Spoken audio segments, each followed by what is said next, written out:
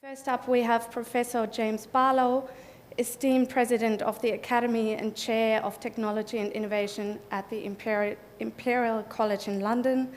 For the last 15 years, James' research, teaching and consultancy has focused on the adoption, implementation, has that started? No.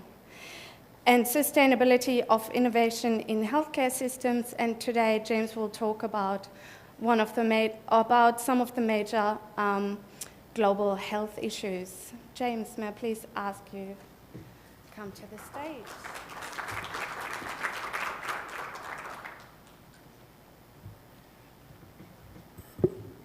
Thank you, Nicola. Yes, I'm going to be talking about searching for sustainable health systems and the role of the built infrastructure in that quest. And it's not as advertised in the abstract in the programme, which has me down as talking about attention deficit syndrome and lighting design. So if that's what you wanted to hear, you better leave now, I'm afraid, because that's not what I'm going to be talking about. My role is really to perhaps zoom out from some of the discussions we've had thus far and talk about some of the big global health challenges and why I think we need to perhaps think more broadly about what we mean by infrastructure and the built environment for healthcare. And I'm going to outline fairly briefly my view of the global health challenges. I don't want to dwell on this because everybody starts their talks with a discussion about global health challenges, so I'm not going to spend much time on that. And I want to talk about why we need innovation and innovative thinking, and why it's different in different parts of the world. I want to spend a bit of time discussing the notion of disruptive innovation and the implications for the built environment, and then wind up with some concluding thoughts. So first of all, then, the global health challenges. And we don't need to go into this. We've talked a lot about this over the last few days. First of all, we have this huge epidemiological shift occurring away from infectious diseases to lifestyle diseases, heart disease, chronic obstructive pulmonary disease, diabetes, and so on. And I think now more people die of those diseases than infectious diseases globally. Partly that's driven by aging, as we all know and have talked about in the last few days. Partly it's about changing diet, and we've moved from a situation 100 years ago where it was expensive to purchase food and cheap to get exercise. Everybody did physical work, and you got your exercise through that. And now, of course, calories are cheap, and exercise is expensive in the developed world, at least. So we have a huge problem around obesity, of course. And then there are some other global health issues that we perhaps talk about a bit less and ought to be talking about rather more, perhaps. First of all, road traffic accidents. Just as much a global health issue as diabetes and heart disease and infectious disease. Huge problem. It'll be I think it's the third or fourth biggest killer of people in 20 years' time if trends carry on as they are carrying on. And of course, it's a problem for economies because most people killed are young and they're economically productive. And it's a north-south problem as well. Very, very low rates of road deaths per 100,000 people in Europe. Very, very high rates in Africa, Central America, parts of the Far East as well, most of the Far East as well.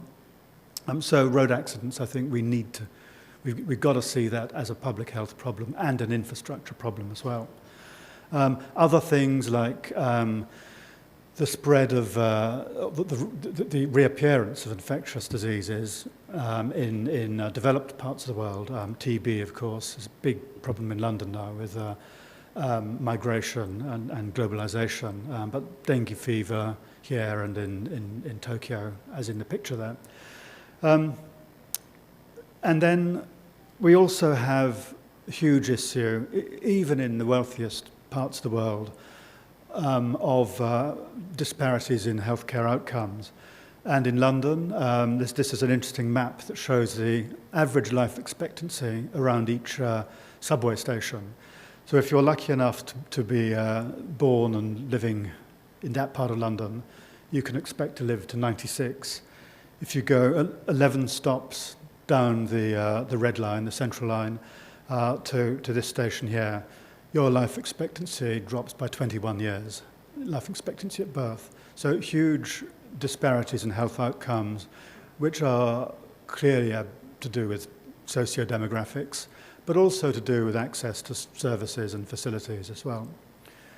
Pollution, talked about, something like 7% of deaths in London are attributable to air pollution. So, we think of pollution as being an issue in Beijing or other parts of the world, Mexico City, but it's just as big an issue for us as well. So we all face an innovation imperative, I think. We have to think creatively and more innovatively about how we design and deliver healthcare. And the point I'm going to make in the next few slides is that this plays out differently in different parts of the world. There are these big differences in needs around the world, and we need to think about innovation in different ways in different regions. And of course, in the developed world, first of all, it's really all about money. It's about dealing with escalating healthcare costs, driven partly by technology innovation as new technologies come in, expensive new drugs come in, diagnostics come in and help us to do more things and deliver more healthcare. But that drives up healthcare costs. 47% of US cost inflation in the last 40 years or so has been driven by the introduction of new technology. And we've got to cope with escalating costs at a time of resource constraints. We can't carry on paying ever-increasing amounts of GDP into the health system, nearly 20% in the US now, 10, 11, 12% in parts of Europe, and at a time of rising demand, growing aging population and rising incidence of chronic disease. So there's a famous quote by President Obama before he introduced Obamacare. We don't end up going the way of General Motors, paying more, getting less, and going broke. And in the UK, there's a huge emerging problem around a funding gap between estimated needs for the National Health Service, its expenditure needs, and what's available in terms of financial resources. If we don't increase the amount of money spent on healthcare, anything from £20 billion a year to £60 billion a year by the mid-2020s. So we've got to find ways of dealing with that funding gap. So that's the developed world. In developing countries, of course, it's a different story to some extent. I know it's not as neat and clear-cut as that, and there's certainly a lot of blurring at the edges. But in poorer countries, really it's all about access to healthcare. Dealing with shortages of healthcare workers and obviously infrastructure and technology as well. That graphic just shows the estimated shortage of healthcare workers at the top, clearly predominantly concentrated in Africa and parts of South Asia, and surplus of healthcare workers in Europe especially, and North America as well. So we have to deal with that disparity in access to trained healthcare workers. And it's access to coverage and services as well. The Sustainable Development Goals were mentioned a couple of days ago, which will be introduced from next year. And there's a lot of talk within that debate around universal coverage in poorer countries. How can we extend the box containing the population that's covered by access to healthcare and the kind of services that are covered and the proportion of direct costs that are covered. How can you expand that box to the non-covered, lower the cost burden to people and include other services? And that agenda is very much on the table now and requires innovative thinking. So that's a bit about the innovation imperative. Where does the built environment, which is what we're all here to talk about, fit into this? And how does the built environment support meeting these challenges? And I mean, perhaps it's a little bit, I'm the president of the Academy, and but maybe it's a little bit heretical, but you know, my view, I think, having looked at this for 15, 20 years, is that about 80% of the problem is actually around innovation in financing and how you deliver services. That's the big challenge. That's what we have globally have to focus on. And science and technology is, of course, important, and I'll explain in a minute how that's reshaping models of healthcare and reshaping the way we think about the built environment in a moment. But actually creating new physical infrastructure is a tiny part of this problem. But it's a very important part because it supports the rest as well. I should say that's not evidence-based in any way. That's just my gut feeling, that is, those figures. But I did see this in a publication about 2 or 3 weeks ago in the UK, which is just an estimate of how different areas of innovation will tackle that funding gap in the National Health Service in the UK. And as you can see from that, if you can read the screen, initially it's really about driving down cost and just being much better at procurement, but then process management to improve quality and productivity. The pale green bit starts to come in and become more important and account for a bigger share of savings. And then we need to start thinking about new ways of delivering care, which will begin to make an impact in a sort of 10-year time horizon. And then it's about focusing on population health. That won't really begin to kick in terms of its impact for another 10, 15, 20 years. So if we think we're going to eradicate, diabetes, heart disease by getting people walking and cycling, great, but it'll be a long time before that we see the benefits from that. Interestingly, in that figure, science and technology is a tiny part of the picture. It's the darker green bit right at the top. So that's the challenge. That's what we need to be thinking about. And what does this mean in practice? What kind of innovation do we need? How do we think about innovation? How do we apply this in the built environment and in the technology and service delivery models of healthcare? And I very, very strongly believe we've got to start embracing some of the ideas around disruptive innovation. I don't know, how many people have heard of Clayton Christensen at Harvard Business School? One? No? Nobody? No hands. Well, Clayton Christensen wrote a very, very influential book about, getting on for 20 years ago, about the notion of disruptive innovation. And it's been taken up both within healthcare on the service delivery and organizational side, but also more widely in industry. And many reports, publications have stemmed from that. We don't have time to go into the detail of the theory now, but it's really all about simplifying business models, simplifying services, simplifying technologies. It's getting away from that.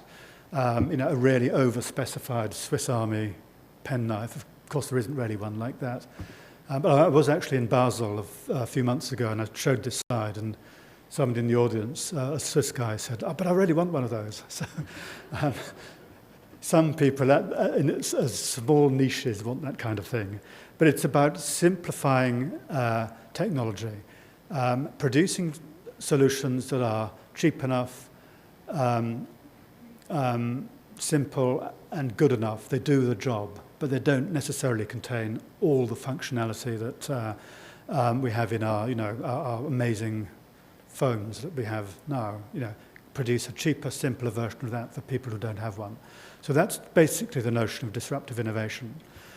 So what does all this mean for the built environment, for healthcare? I'm just going to give you three thoughts, three implications. Well, first of all, in terms of hospitals, yes, we need new hospitals, certainly. We can't stop building new hospitals, but we don't necessarily need expensive new hospitals, and certainly not in developed health systems. Hospital-centred care models are increasingly financially unsustainable. They're hugely expensive. They've got huge fixed costs. The infrastructure, the capital is depreciating faster than it can be replaced. It's just, we've built 100 new hospital facilities in the UK, which were much needed in the last 15 years or so. But there is no doubt that many of those beds will not be needed in 10, 20 years' time. We've seen that already, but we're saddled with big public-private partnership debts for those hospitals. So that model is dead. It's unsustainable. And all the clinical and economic evidence also suggests that delivering care outside hospitals is where we need to go. And we're beginning to put that sort of model into place. As I say, in the UK, we've built lots of new hospitals, lovely buildings, but they won't be fit for purpose in 20 years' time. They're not what we need if we're dealing with obesity and the various chronic diseases. And in the UK, we've seen a trend now where there's a sort of fault line emerging in the healthcare built infrastructure where services are increasingly pulled out of traditional district general hospitals into the community using telehealth and new models of care on the one hand, but also increasingly pulled into centralised tertiary facilities where the expertise is concentrated. So there is this fault line tearing apart the model of the traditional general hospital. So that's the developed world, and of course in less developed health systems, of course we need hospitals. I'd be stupid not to say that, but we absolutely mustn't replicate the outdated models of care and facilities design that we experience in Europe and North America and Australasia. We've got to get away from that model. And just to bring in the notion of disruptive innovation, frugal innovation it's sometimes called, we need leaner, functional, fit-for-purpose models of hospitals. And we're beginning to see some examples of this emerging. I won't go through all this in detail now. You can read the slides when they're available on the website. But in India, a lot of interest in the specialist hospital model where there's been a great deal of innovation around process and supply chain management, financial innovation around insurance and cross-subsidy, introduction of telemedicine to deliver outreach, to drive down the cost of care in specialist hospitals. NH is one of the leading examples. There's lots of debate about how successful they have been in terms of, or rather how much they've driven down costs compared to the US or Europe. And there's argument about whether you're comparing like with like. But I should say the care outcomes, the quality is very, very high in those hospitals. But in terms of the built environment, there's innovation in those hospitals as well. Creating hospitals for $6 million instead of $60 million in India, or 3, 4, 5, 600 million in here or Europe. by using prefabrication, building on a single level, using air conditioning only in the operating theatres and so on. So that's the kind of model you need in developing countries. And I spent a lot of time in Japan a few years ago doing work on mass customized housing, creating new homes through factory-produced, customized sets of parts, but assembled in very individually focused ways. And one can envisage in India or China a factory being set up to churn out the parts for hospitals. And I was talking to Guy Chastelain yesterday about this, and he was saying, yes, AECOM are now beginning to look at this, and they're doing it for airports, pop-up airports, instant airports. You can still be creative, you can still have individually designed buildings, but you do it from standardized kits of parts produced in factories. And if you've got the volume, you can make it work economically. Some of these lessons are beginning to spread to Europe, and we've now seen examples of specialist hospitals learning from those Indian ones. Secondly, we need to think about the infrastructure for primary care. We need to get away from too many hospitals, and in Northern Ireland they've done this. They've closed hospitals and replaced them with community facilities, the yellow blobs there. Physical infrastructure is part of that, certainly. Lots of new physical infrastructure has gone into Northern Ireland. But the real story is about the redesign of services. It's about vertical integration between acute and primary care, and it's about horizontal integration across different sectors, social services and voluntary care in local areas.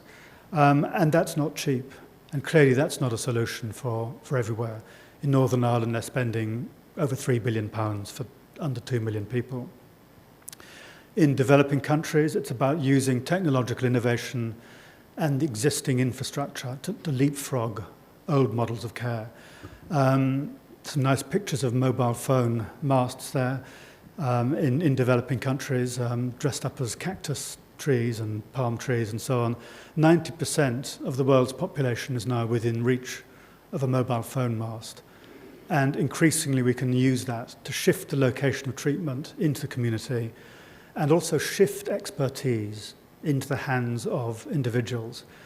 And I'll come back to that in a second. The other big thing is diagnostics. Huge innovation in cheaper, simpler diagnostic technologies. And that one on the top right, Diagnostics for All, is an incredible innovation where you can churn out diagnostic tests for 17, 18, 20 different conditions, which cost a few cents, US cents each, and you do them on a domestic-sized printer in a village somewhere.